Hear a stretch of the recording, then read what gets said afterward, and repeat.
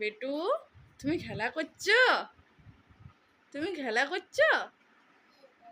কি নিয়ে খেলছো?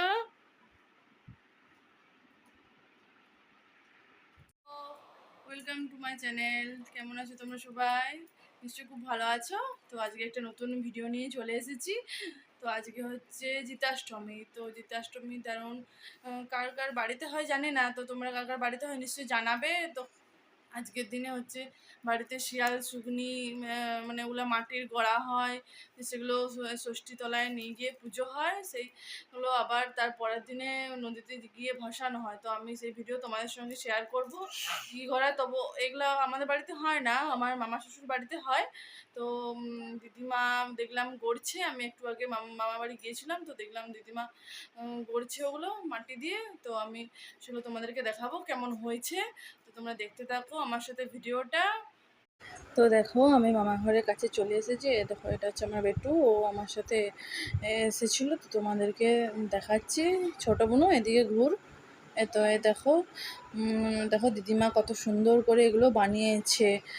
আর এগুলোই পুজো করা হবে।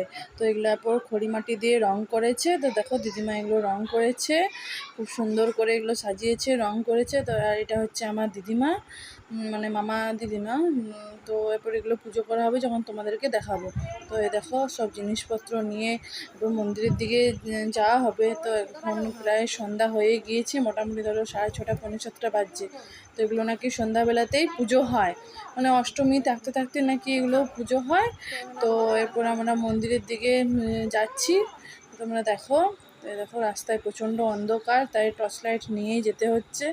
আর ওই যে দেখতে পাচ্ছ ওটা হচ্ছে আমাদের মন্দির, শিব মন্দির।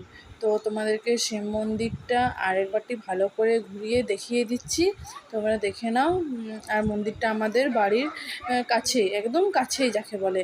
তো এই দেখো এটা হচ্ছে শিব মন্দির, মানে এখানে শিবলিঙ্গ আছে। আর হচ্ছে তোমাদেরকে বাকিটা ঘুরেও দেখাচ্ছি।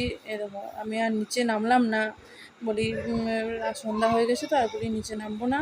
তো এই দেখো আর এখানে দেখো বাচ্চারা খেলছে, মানে আমার বেটু রয়েছে, ওর কাকা পিসিরা সবাই এখানে খেলছে। আর ওই যে বট গাছটা দেখলে ওখানে পুজো হবে। আর এই দেখো এখানে এটা হচ্ছে কালী মন্দির।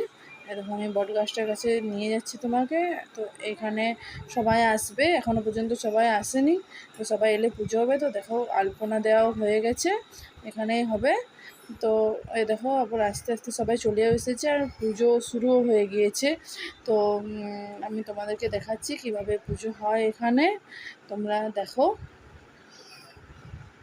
দেখো অনেকজনই এসেছে, এটা সবাই আমাদের পাড়ারই। আর এই পুজোটা আমি তো বাইরে কাউকে দেখলাম না, আমাদের পাড়াতে যতজন ছিল সবাই দেখলাম করেছে। সবাই ওরকম মাটি তৈরি করেছে এবং নানা রকম আরও পুজোর জিনিসপত্র নিয়ে এসে এখানে পুজো হচ্ছে। তো এই দেখো এখানে হচ্ছে পুরোহিতও রয়েছে, তোমরা দেখে নাও। তো আর এরকম কাদের কাদের হয় সেটাও আমাকে কিন্তু কমেন্টে জানাবে। আমাদের এখানে তো হয়, তো তোমার কাদের কাদের হয় তোমরা কিন্তু নিশ্চয়ই জানাবে অবশ্যই আমাকে। দেখো এখানে পুজো চলছে।